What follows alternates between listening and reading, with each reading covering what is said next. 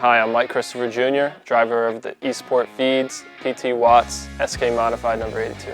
Move for the lead, Mike Christopher on the inside, in a blur.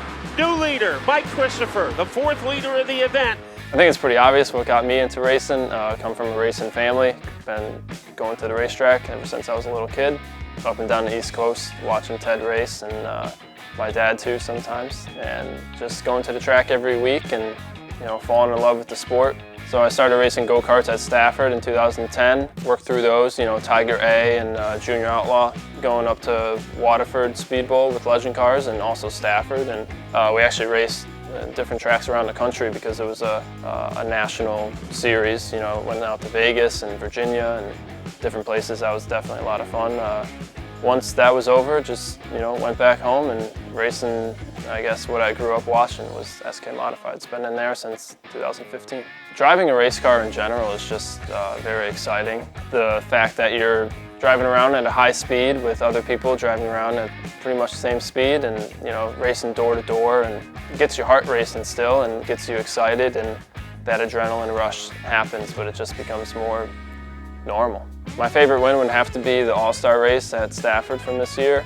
Not only was it an inaugural event with a lot of hype behind it, but it was also done on the day that the SRX was there and the crowd was completely packed. To be able to win that race and get out on the front stretch and look at the crowd and hear like an actual real cheer that you hear from the real NASCAR events. It was something similar to that. It was just incredible to be a part of and go through, and also to be racing with my dad and racing with him, actually passing him and having a good show to put on for the fans. It was just awesome.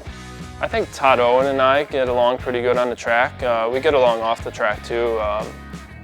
He's just of the mindset to go out there and race. Use the car that he has and the abilities that he has to go out there and put on a good show, and I feel like we've done that in a couple races.